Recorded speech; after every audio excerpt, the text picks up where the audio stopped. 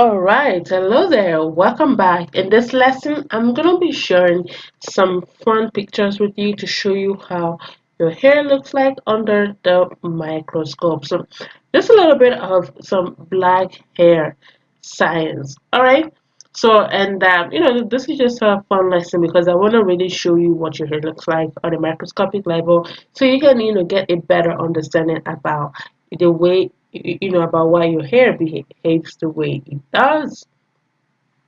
All right, so in this first image right here, you can see a typical hair shaft. Now I'm going to be explaining what a hair shaft is in an upcoming lesson.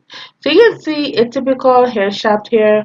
You can see the cuticles. The cuticles are the scales that you can see. Again, I'm going to be talking more about cuticles in the next lesson. So you can see, like if your hair shaft here with the scales and everything, and this is a healthy hair shaft. Now in this image, we have four quadrants: A, B, C, D: healthy hair, average hair, bad news, and breaking hair.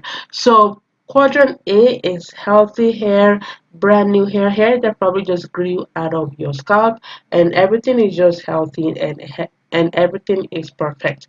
So B is average hair because the truth is that your hair will go through some level of manipulation, from the combing, detangling, wash days, twist outs, blow dry, whatnot, right? Your hair will go through some manipulation, and so it'll affect the health of your hair. So this is average hair.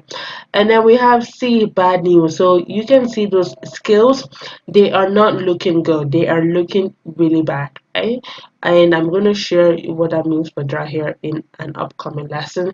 And then here we have breaking hair. Like, oh my gosh, right? This is worsening. This is what you definitely do not want. As we can see the hair, it's breaking apart. It looks raggedy. It's just not looking good, right? Just not looking good.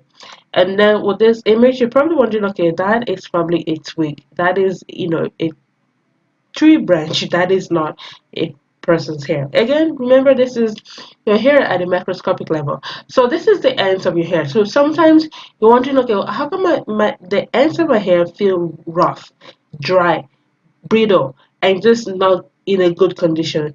This is the reason why, right? The ends of your hair, it has gone through so much manipulation, it has gone through a lot of wear and tear, right? So that's why it'll look like this. So that's why it's always recommended to trim the ends of your hair, right? So if you can trim this up, then the ends of your hair will be healthier, because what's going to happen is that this rough end, it'll get tangled with other healthy hair, right? It'll get tangled, it'll form knot, breakage, and it's just not good. So that's why it is always recommended to trim your hair every now and then. All right, so guys, in the next lesson, we're going to be going over the three structural layers of your hair and what it means for your constantly dry hair. Again, if you have any question regarding this lesson, leave it in the comment section below. And if you found any value in this course, just send your friends over so that they can also learn